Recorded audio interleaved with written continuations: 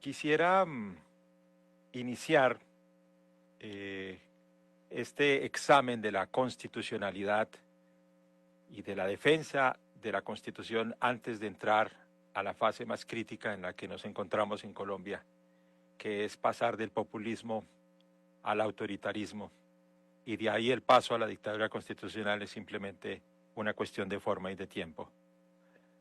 Para convocarlos a esa reflexión, solo les puedo decir que en diferentes países del mundo donde he tenido el privilegio de trabajar y de servir y de investigar y de participar en eventos como el que hoy nos reúne.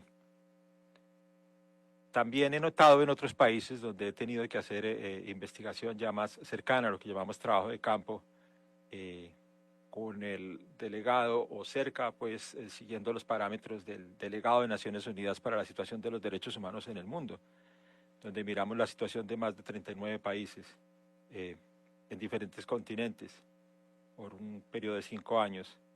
Yo quisiera decirles a ustedes que lo que ustedes están haciendo en este momento en ese Congreso es de vital importancia.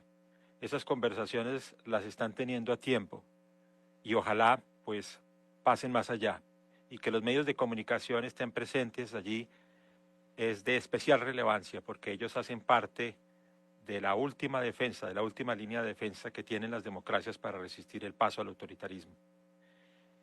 Y lo digo porque yo he visto esos países donde no hay empresa, cómo lucen esos países donde se va la empresa. Y ese fenómeno se repite en todos los ciclos. Es por eso que quiero hablarles hoy sobre lo que realmente se denomina la amalgama, camuflaje o la fusión democrática. Ese es el proceso en el que ustedes se encuentran en este momento. Y están en un momento crítico porque las instituciones, a pesar de sus defectos, algunas instituciones judiciales, no todas, la prensa independiente, los gremios, como ustedes, lo que están haciendo en este momento, están sosteniendo el sistema democrático ante las posibilidades de un avance hacia el autoritarismo. Y para que reflexionen acerca de ese fenómeno, lo mejor es ver cómo ha ocurrido en otras partes y luego cómo está ocurriendo en Colombia. El proceso de amalgama democrática no es otra cosa distinta que el uso de la democracia, y particularmente de la Constitución y la ley, de las instituciones constitucionales, para hacer una transición del populismo al autoritarismo, ya no utilizando lo que solía usarse en las dictaduras del siglo XX, sino ya un sistema de dictadura más disfrazado, más sofisticado, que es típico o arquetípico del siglo XXI, no solo en América Latina, sino también si hay casos en África y hay casos en Asia. Pero ese sistema utiliza realmente la Constitución y la ley porque al final de cuentas ustedes se darán cuenta que es vital que no solo funcionen las instituciones, sino que la integridad moral, la rectitud y el honor de sus líderes termina afectando esas democracias. Por ello es que he utilizado esa frase que en algún momento de la historia en cada país el destino de la nación se une al carácter de los líderes, para bien, obviamente, o para mal. En el caso que nos ocupa, esa amalgama democrática que se ha venido dando es diferente a los tipos de dictadura que conocimos. Por eso muchas personas en sus análisis que se hacen en televisión, radio, etcétera, o en la prensa, sus artículos, ven la posibilidad de una dictadura como algo inimaginario y están en lo correcto. Claro, si ustedes están pensando en las dictaduras del siglo XX, es decir, aquellas donde era el estamento militar, donde se requería un golpe de Estado a la fuerza, pues obviamente ese tipo de dictaduras ya no es necesario, porque lo que ha demostrado una lectura transversal de la jurisprudencia y de la historia en las naciones más desarrolladas como en las de vía de desarrollo, es que en este momento la ley está al servicio de la política y no la política al servicio de la ley. Esa disyunción ha hecho que sea más fácil doblegar la Constitución y la ley. Y con ello el orden constitucional y finalmente el producto más importante en cualquier democracia, que es la libertad. ¿Y cómo ocurre ese fenómeno? Pues ya no estamos viendo naturalmente la dictadura de Pinochet en Chile, ya no estamos viendo un Fidel Castro en Cuba. Este ya no es el caso de Castelo Branco en Brasil, ya no es el caso de Alfredo Stroessner en Paraguay o Gustavo Rojas Pinilla en Colombia. O pienses incluso en el caso de Luis García Mesa en Bolivia, Maximiliano Hernández en República Dominicana. Es decir, los ejemplos son muchos. En América Latina durante la historia del siglo XX, esos son ejemplos clásicos de una dictadura militar. Pero nótese cómo cambió ya en el siglo XXI. Y los líderes comenzaron a utilizar las instituciones porque de esa manera no solamente el proceso autoritario hacia la dictadura se camufla mejor, sino que en parte se justifica. Y la posibilidad de reaccionar, de impedirlo, lo que en derecho constitucional se llama los frenos y balances del sistema, pues ya no operan. Y lo único que queda son las pocas instituciones que hacen presión. Por eso también creo que lo hice en una columna para el diario The Washington Examiner sobre la libertad de prensa en América Latina. Yo utilicé esta frase y es que la prensa es la última voz que se escucha antes de perder la democracia. Y creo que el caso se dio muy significativamente en Venezuela. Ya con la ley que atacaba directamente a los medios de comunicación y que llevó al arresto de 69 periodistas y al cierre de 66 medios de comunicación, convirtiendo naturalmente la voz del pueblo únicamente en una voz de la oposición que poco a poco desapareció cuando se cerró la Asamblea Nacional y se reemplazó por la Asamblea Nacional Constituyente. Ese caso ocurre en todos los parámetros, en todos los casos que hemos visto. Ya en América Latina tenemos varios casos. Está naturalmente uno muy cercano, que es el caso de Nicaragua. Allí el presidente Daniel Ortega y la vicepresidente, su esposa, Rosario Murillo. Daniel Ortega fue elegido democráticamente, era un gobierno legítimo. Cuando llega en el 2006 a su campaña y 2008 cuando es elegido, es constitucionalmente un gobierno válido. Lo mismo lo fue el primer gobierno de Maduro, de Nicolás Maduro, en el 2013. Esas fueron unas elecciones válidas, fueron avaladas por la Unión Europea, por los países observadores, de manera que, y se hizo bajo el régimen de la Constitución de Venezuela de 1999. El caso de Luis Orlando también Hernández en Honduras es otro proceso que también utiliza unas elecciones constitucionalmente válidas. La elección del presidente Gustavo Petro en Colombia, a pesar naturalmente de las observaciones que uno o que la oposición pudiera tener, hay que reconocer que es una elección constitucional y válida. En eso hay que ser objetivo, de nada sirve perder la objetividad. En todos esos casos, las primeras elecciones son válidas. La cuestión surge es cuando el populismo pierde su efecto, que es básicamente el disfraz, la percepción que había logrado alterar en los votantes. Cuando esa percepción se pierde y se nota que las explicaciones simples a problemas complejos lo que revelan naturalmente es que no se trataba de la explicación, sino la incapacidad de liderazgo para gobernar y resolver esos problemas, pues esos líderes tienden ya a utilizar otras herramientas. Cuando ya no tienen el poder de alterar la percepción, tienen que alterar la ley. Y una vez logran la alteración de la ley, naturalmente llegan a un paso más cercano para alterar la posibilidad de reacción de las instituciones del Estado, o de las instituciones que no necesariamente son constitucionales, pero que defienden la democracia como la libertad de prensa o como la prensa. En el caso de Nicaragua, es importante notar cómo ese país en particular llega al año 2011 con una reforma constitucional que plantea la posibilidad de una reelección. Nótese que la reforma es igualmente constitucional, pero para que el voto, para que la reforma se aprobara por primera vez y se hiciera el pequeño cambio de decir, hagámoslo ahora en forma ilimitada, es decir, cuantas reelecciones sean necesarias, se necesitaba controlar ciertas instituciones. Normalmente se atacan las mismas instituciones. La primera es el Poder Judicial, porque es el que toma las decisiones de constitucionalidad. En el caso de Nicaragua es la Corte Suprema de Justicia y el Tribunal Supremo Electoral. Las dos fueron controladas naturalmente a través del sistema de nombramientos. Entonces, las herramientas de esa amalgama constitucional, de esa amalgama democrática que se dirige hacia una dictadura constitucional, hacia un autoritarismo, siempre son las mismas. Son el poder de los nombramientos, además del manejo del presupuesto. Quitarle presupuesto o aumentar el presupuesto en ciertos momentos críticos hace una gran diferencia. Piense en el caso de Venezuela, cuando Maduro le subió el salario a todo el estamento militar y a los funcionarios públicos en medio de la peor crisis económica de la historia de esa nación. Ese es el manejo del presupuesto. Se genera una lealtad y se genera una voz para que la gente salga a protestar.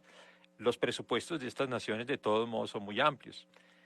A pesar de que no sean los países más ricos del mundo, desde el punto de vista político es mucho más de lo que las empresas u otros organismos pueden hacer. Entonces, por lo menos les da un margen de maniobra también para crear lealtades. La segunda son los nombramientos, particularmente en las altas cortes. Yo por eso insisto que una de las herramientas, ya no de balance constitucional, sino de freno social y ético, es la integridad de los gobernantes y de los líderes. Insisto, el carácter de los líderes, las personas que están a cargo de esas decisiones. Es así como la Corte Suprema de Justicia de Nicaragua le dio vía libre a la reelección indefinida. Ya obviamente las 3 elecciones sucesivas de Daniel Ortega pues dejaron de ser constitucionales, al punto que la vicepresidente hoy es su esposa. Pues hablar ahí de democracia realmente no tiene sentido. Pero ese mismo fenómeno ocurrió también en Honduras. Y ya en este caso también se logró controlar la Corte Suprema de Justicia. En el caso de Nicaragua fue pasar simplemente a 11 magistrados de 16, pues ya se controla la mayoría. En el caso de la Corte Suprema de Justicia de Honduras fue más gradual, pero fue lo suficientemente importante para pasar una pequeña interpretación de la Constitución. Y era que para que se aprobara la reelección o para ser reelegido presidente se necesitaban un número de votos. Y como no lo querían aprobar, lo que se hizo fue bajar el número de votos que se necesitaba, porque no hay hechos, solo interpretaciones, si las frases les suena común. Esa frase la han repetido varias veces movimientos nacionalistas y dictaduras constitucionales antes de su formación. Y esa es la forma en que logran ese tipo de interpretaciones.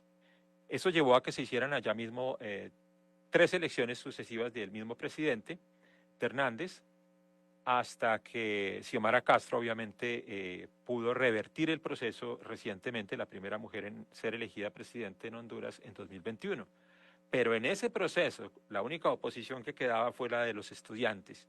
Y ese grupo de estudiantes, del cual fueron asesinados 81 de ellos, llevó a investigaciones incluso a lo más alto de Naciones Unidas, y esos homicidios fueron declarados como homicidios ilegítimos por el Consejo de Naciones Unidas y por el Alto Comisionado para los Derechos Humanos en Ginebra. Y de hecho la Organización de Estados Americanos también ordenó una investigación que el gobierno nunca aceptó. Otro caso que también se ha dado obviamente más cercano a nosotros es el de Venezuela. Decía cómo la primera elección de Maduro es constitucional y legítima, pero ya una vez se pierde el efecto del populismo, es decir, cuando el votante recupera la percepción de la realidad, de su realidad, que es alterada por el líder populista cuando logra culpabilizar a alguien de sus problemas con explicaciones simples, pero tarde que temprano los hechos como el tiempo son implacables, terminan mostrando la complejidad y terminan sobreponiéndose a la explicación simple. Llega un momento en que de culpa en culpa ya no se puede culpar a nadie más. En el caso colombiano, los culpables se están terminando. El primer culpable fue la oposición. El segundo culpable fue la prensa. El tercer culpable fueron los ministros. Ahora el culpable es la Constitución. Hay que cambiarla porque es culpa de la Constitución. cuando un gobernante no asume sus propias culpas, es al gobernante al que hay que cambiar, no a la Constitución. Y en el caso de Venezuela el proceso se agudiza. Gracias. En el caso de Venezuela el proceso se agudiza particularmente con una interpretación supremamente conflictiva del artículo 348 de la Constitución de 1999. Lo que se hizo simplemente fue decir, este artículo nos da el derecho de convocar una Asamblea Nacional Constituyente y esa Asamblea va a tener poderes ilimitados. Ya Maduro dijo, lo que haga esa Asamblea no es mi culpa. Yo no quiero ser reelegido, no me interesa la reelección. Yo simplemente estoy obedeciendo la voz del pueblo, lo que yo denomino el acto reflejo. El primer ascenso del líder populista es decir, yo represento al pueblo. Y una vez logra cambiar la ley, yo represento la ley. O sea, yo soy la ley, yo soy el pueblo. Para cuando se trata de reaccionar, obviamente ya no es la ley y el pueblo, sino simplemente es el Estado. Y a eso se le conoce como una dictadura constitucional, que no se tomó por la fuerza, sino con el uso de las instituciones y con doblegar la Constitución y la ley. Es algo que nunca se debe permitir en Colombia. Venezuela inicia ese ciclo, logra esa Asamblea Nacional Constituyente y el primer paso obviamente es, existiendo una Asamblea Nacional Constituyente, hay que cerrar el Congreso, que en Venezuela se llamaba Asamblea Nacional Legislativa, un poco como tiene el mismo nombre técnico de la Asamblea Francesa, viene de allí su estructura, y se cierra. Y las imágenes de los congresistas saltando la reja, tratando de oponerse al final, pues simplemente es parte de ese discurso. Y ahí aprovecho para enviarle un mensaje a la oposición. 104 candidatos. Yo solo les quiero decir que las elecciones presidenciales en Colombia pueden o no darse. Sinceramente pienso que depende mucho, pero mucho, mucho de cómo termine la historia en Venezuela. Si los Estados Unidos solamente va a impedir que el tráfico de estupefacientes siga yendo a Estados Unidos y con el tiempo el régimen de Maduro se queda en el poder, simplemente va a haber un acto reflejo parecido al de Cuba. Eso tiene un efecto directo en toda América Latina. En ese caso, las elecciones presidenciales en Colombia no serían las que ustedes conocen, y yo no podría asegurar que se vayan a dar. Si el caso es que se termina el régimen de Venezuela y termina rápido, obviamente la repercusión en Colombia es inmediata, porque se genera algo que en la geopolítica y en las ciencias políticas se llama el movimiento reflejo. Ya no es el acto reflejo, sino el movimiento reflejo. Es decir, lo que pasó allí puede ocurrir acá. De manera que espero que los Estados Unidos sepan que lo que están haciendo en Venezuela lo están haciendo en toda América Latina. Lo que ocurra allá va a incidir en las elecciones presidenciales de Colombia del año entrante. Pero hay una cosa que la oposición debería entender.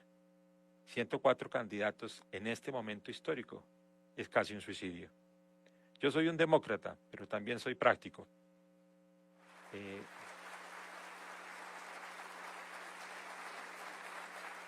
Gracias. Les hago un llamado a los candidatos presidenciales. De nuevo, hay un momento en la historia en el que el carácter de sus líderes se une al destino de la nación. Y ese momento ha llegado y ese momento los está llamando a ustedes, señores y señoras miembros de la oposición. Entiendo el esfuerzo que todos han hecho en sus campañas. Entiendo que muchos de ustedes son de tradición política, otros no. Las circunstancias los colocaron allí. Entiendo que a todos quieren cambiar su país y lo hacen por amor del país, tal vez por otros intereses, etc. Pero ustedes tienen que unificarse. Tienen que escuchar la historia. Tienen que aprender de la historia. Ese fue el mayor error en el caso de Venezuela. En el momento más crítico, cuando los miembros de la oposición estaban saltando la reja de la Asamblea Nacional Legislativa para que no la cerraran, cuando trataron de oponerse y los arrestaron, cuando se dieron cuenta del error instrumental que cometieron al no tener un líder fuerte, una voz fuerte en la oposición en los momentos en que la nación lo requería. Cuando hay muchas voces gritando lo mismo, todas gritan tan duro que no se entiende lo que están diciendo. Es necesario que se unifiquen. Es necesario que cedan a las ambiciones personales y opongan las ambiciones personales por su país.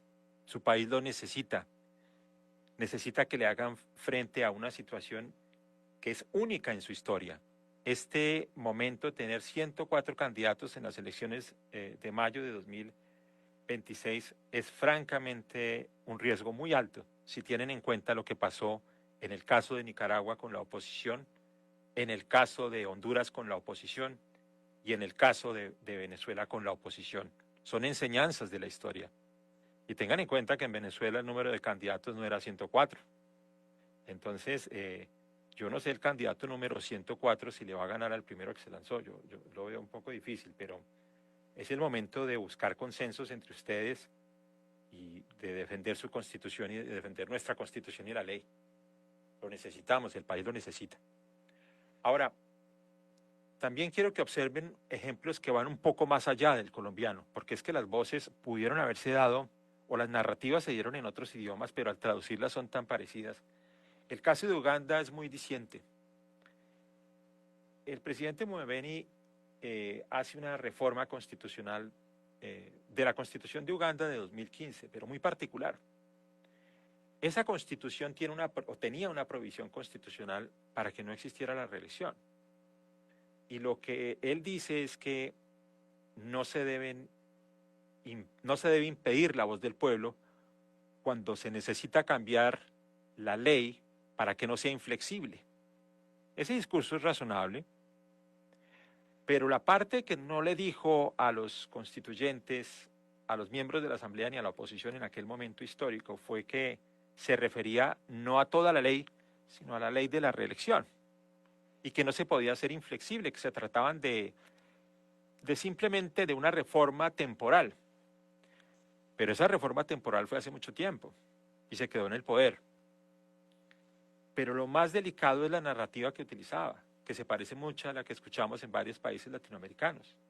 Hay que cambiar la Constitución porque ya no sirve, ya no está cumpliendo su propósito. Ese era el discurso que él tenía, era en otro idioma, bien lejos de Colombia. Uganda queda bastante lejos de Colombia.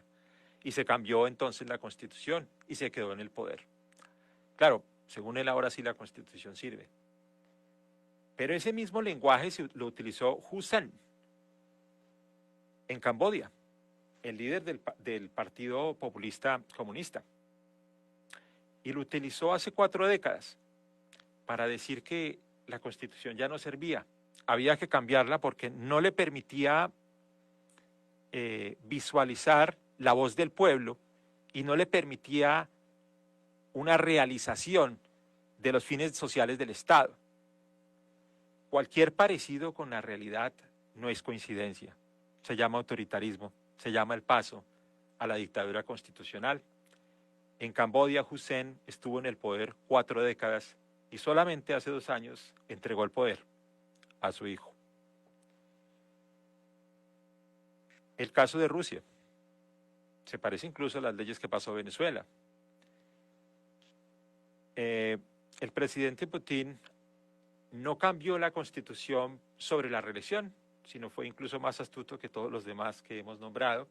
Simplemente dijo, vamos a hacer un reset, vamos a hacer un reconteo de los periodos presidenciales a partir del 2020. Y una vez fue elegido en el 2020, lo que quiere decir es que él tiene derecho a estar hasta el 2036 allí, en el poder, con esa interpretación de la Constitución. Después de ese esquema, las leyes que pasó el año pasado, la reforma del Código Penal ruso sobre lo que se llama fake news, la ley de noticias falsas. Y la otra ley, la ley de confiscación del patrimonio privado para quienes con sus actividades pongan en riesgo la seguridad nacional. Las dos son reformas al Código Penal y las dos tipifican esas acciones. De manera que si hay noticias falsas, no solamente se puede arrestar al periodista, sino se puede cerrar el medio. O si es la oposición, por ejemplo, que utiliza su patrimonio para hacer campaña en las calles y se interpreta que coloca en peligro la seguridad nacional, entonces se puede ir en contra de la oposición. Nótese cómo esa ley se parece mucho a la de Venezuela. De manera que esas reformas que se hacen allí, pues han tenido ya otros antecedentes en la región. En el caso de Honduras, se hace una reforma al artículo 42, numeral quinto, y 239 de la Constitución de Honduras de 1982, pero la más particular me parece a mí porque ese sistema jurídico era especial. Ellos incluso tenían un artículo que era el 330 del Código Penal hondureño, que tipificaba o que penalizaba el intento de incluso reformar la Constitución para permitir la reelección. Incluso estaba hasta el Código Penal. Todas esas normas se cambiaron al ganar acceso a las altas cortes y simplemente a través del sistema de nombramientos e interpretaciones constitucionales especiales. De manera que no es imposible. Incluso los estados, como les acabo de mostrar, que han tenido ya salvaguardias jurídicas, han caído en este fenómeno. ¿Cuáles son los mecanismos entonces que se utilizan? El primero es controlar la institucionalidad. Y el control de la institucionalidad se hace a través de los nombramientos, el presupuesto y el último, el debilitamiento de la fuerza pública y también el debilitamiento de la prensa. Los ataques a la prensa son sesgados al inicio, pero ya cuando se comienzan a cerrar medios de comunicación, es una alarma. En Colombia entiendo que hay un medio de comunicación que recientemente enfrentó ese problema. No importa si es de izquierda, de derecha, de centro. La prensa debe permanecer libre, independientemente de la posición ideológica, porque cuando se cierra un medio de comunicación, se cierra la oportunidad para informarse, se cierra la oportunidad para ser libres. Ese es un llamado para los colombianos. Hay que estar alerta a los ataques contra la prensa, como hay que estar alerta a los ataques contra los jueces, sobre todo contra la independencia judicial cuando se trata de defender la Constitución. En los dos casos, prensa o la rama judicial, porque suelen ser los últimos dos poderes, el cuarto y el tercero, que entran en ese sistema.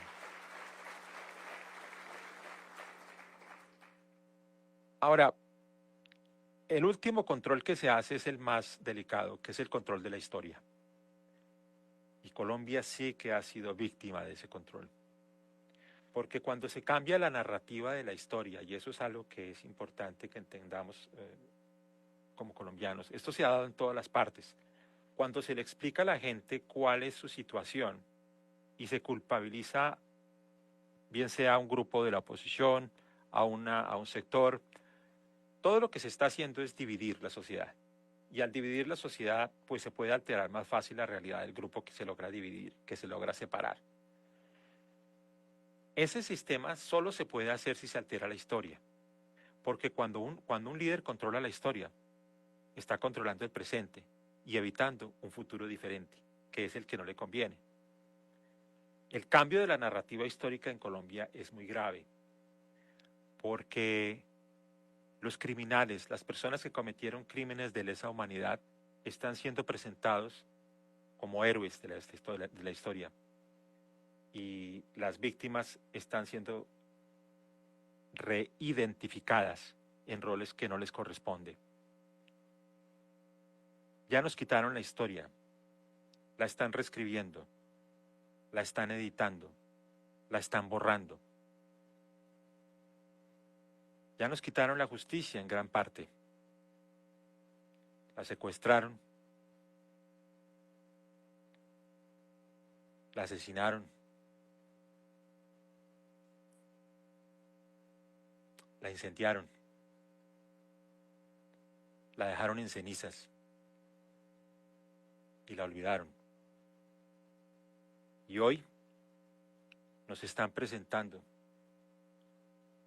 como actos de patriotismo, como actos intrépidos, crímenes contra la humanidad. Ya nos quitaron el orden, nos lo quitaron en los campos, nos lo quitaron en las ciudades, incluso nos están quitando el futuro. Y mi mensaje sigue siendo el mismo. No podemos dejar que nos quiten la libertad. Y la única forma de impedir eso es defender la Constitución y la ley.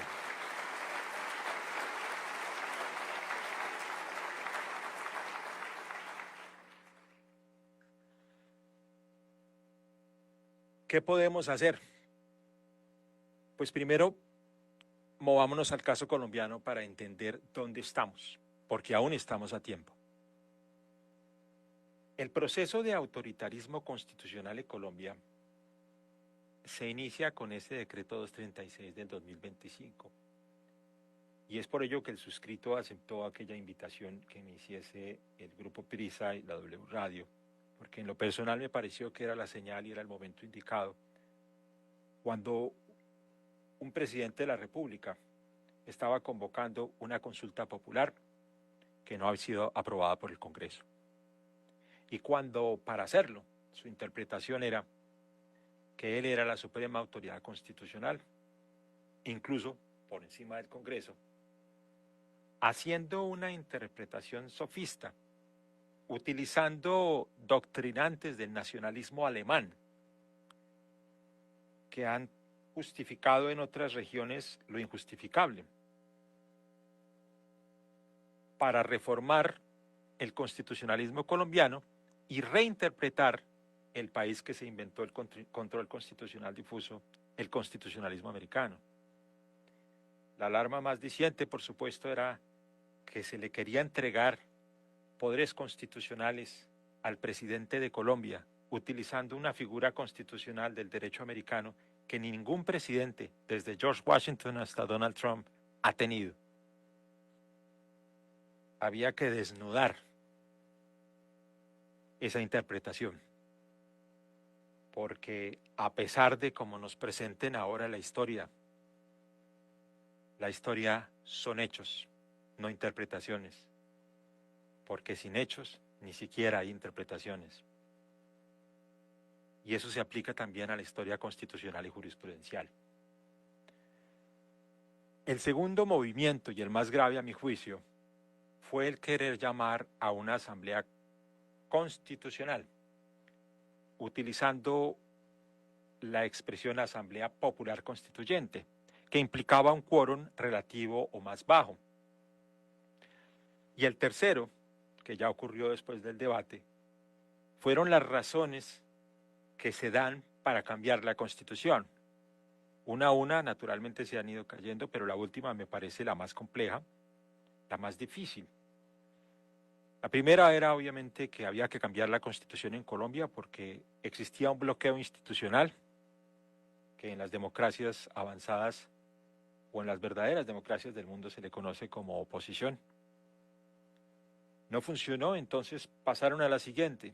Hay que cambiar la Constitución porque los derechos y las garantías que allí operan no se están cumpliendo, porque la Constitución ya no sirve. El suscrito ha dicho que lo que no sirve tal vez sea el gobierno, no la Constitución. Y la última, la que está en proceso de formación. Hay que cambiar la Constitución porque el orden público está alterado. Y ese es un tema muy delicado, porque allí, y esta parte no puedo avanzar más porque le haría un favor al gobierno,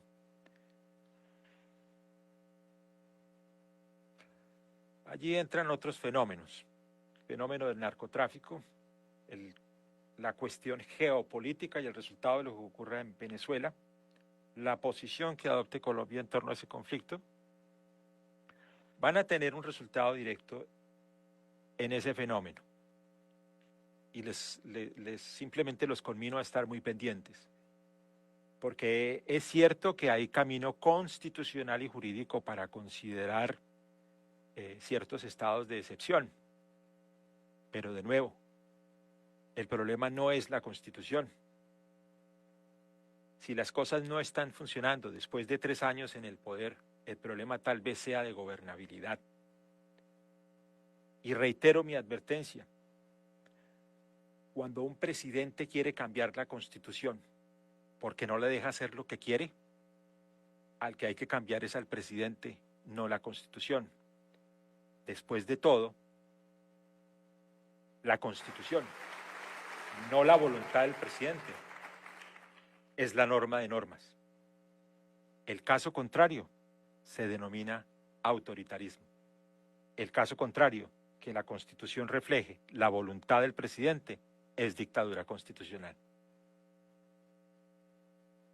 Esa reflexión nos lleva a la tercera parte de mi intervención, y es, ¿qué se puede hacer? ¿Cómo se puede evitar? Tenemos tres tipos de herramientas. La primera herramienta es la herramienta constitucional. La Constitución del 91 ofrece mecanismos para detener esa ascensión. Son mecanismos que se pueden calificar como frenos y balances. El primero es el balance. La acción pública de inconstitucionalidad del artículo 241, numeral 3 y en parte numeral 4 de la Constitución del 91 permite demandar actos que sean abiertamente inconstitucionales. Esa es una forma de balancear los excesos y los abusos del poder de diferentes ramas del poder público. Esa es una opción que se tiene. Si la afectación ya es sobre las libertades individuales y los derechos humanos más básicos que ustedes tienen, el mecanismo es la acción de tutela, el artículo 86 de la Constitución. Pero el efecto jurídico, sin embargo, no es erga omnes, es su caso. Pueden generar una jurisprudencia, pero hay que considerarlo en cada instancia. Existe un mecanismo constitucional expedito. Se utiliza como la última ratio. Ese mecanismo se puede contemplar desde el artículo 115 incluso, y es el poder de los ministros para ejercer una excepción constitucional de última instancia. Es decir, para no firmar los decretos presidenciales cuando los consideren abiertamente contrarios a la Constitución, cuando tengan reservas. Pero para eso se necesita cierta mayoría, pero es una última instancia. En Colombia existe ese artículo porque desafortunadamente el andamiaje constitucional colombiano no trae las cláusulas como la que tiene Estados Unidos, Canadá u otros países, y es cuando se observan ciertos comportamientos del presidente, el jefe de Estado, el presidente con la firma de todos los ministros pueden incluso aislar al presidente y generar un cambio de gobierno. Los colombianos no tenemos esa figura. Incluso allí, si el presidente tuviera o tuviéramos incluso una preocupación por cuestiones de salud mental, etcétera, o porque nos parece que hay una enajenación en la forma en que está procediendo, sin poner nombres, no importa qué partido, si es de izquierda o derecha, no me refiero a una persona en particular, pero realmente me refiero a la figura constitucional, no tenemos esa opción. La única posibilidad de aislar a un presidente bajo la Constitución del 91 es si tiene una incapacidad física, se muere o renuncia. La otra que queda es el juicio político, pero desafortunadamente los arquitectos de la Constitución del 91 dejaron el camino a una comisión que todos sabemos que no funciona mucho, la comisión de acusaciones, y que en la práctica pues el 175 pues no funcionaría mucho allí. Entonces pasamos a los últimos dos principios que son el resorte del Estado, las últimas formas de separar esto. Obviamente está el principio de separación de poderes públicos, pero en la práctica es el principio de supremacía constitucional, el que dice que la norma de normas no es la voluntad del presidente, sino la Constitución. El que dice que el presidente es la suprema autoridad administrativa, no constitucional. Ese principio de supremacía se puede interpretar con el artículo 9, 4 y 91 para incorporar los tratados internacionales. Y esa es una interpretación que una Corte Constitucional puede ejercer, o un Consejo de Estado frente a ciertos decretos pueden ejercer para detener excesos o abusos de poder. Y queda obviamente uno de los más importantes, que se llama el principio de legitimidad de la función pública. Ese principio lo tenemos en Colombia, está en el artículo 121 de la Constitución. Y básicamente lo que nos dice es que una autoridad pública no puede ejercer funciones que no le sean asignadas por la Constitución y la ley. Si los jueces leen correctamente ese artículo 121 y el cuarto, pueden proteger no solo el régimen constitucional, la Constitución, sino el orden constitucional que lo sostiene. Pero aquí es donde está el quid del asunto. En todos los eventos donde ha existido un tránsito del populismo al autoritarismo y de allí a la dictadura constitucional, lo que cae es la integridad moral, social y la honorabilidad de quienes toman esas decisiones. Casi que de manera cíclica, en todos los casos que podamos analizar. Uganda, Camboya, Filipinas, Nicaragua, Honduras, Venezuela, la Corte Suprema de Justicia al final doblega la Constitución. Hay algo que no está en la ley, como decían los The Founding Fathers o los padres fundadores del constitucionalismo americano, Thomas Jefferson, James Madison, George Washington, Alexander Hamilton. La honorabilidad del Estado no reposa en las leyes, sino en quienes las hacen cumplir. Los colombianos tienen que entender, y tenemos que entender, que si queremos un país diferente, si queremos tener un país diferente, ese país no nos lo van a dar simplemente un nuevo presidente, no importa el partido realmente. Si queremos líderes diferentes, los que tenemos que cambiar somos los votantes. Cuando los votantes cambian, los líderes cambian. Ese es un proceso automático.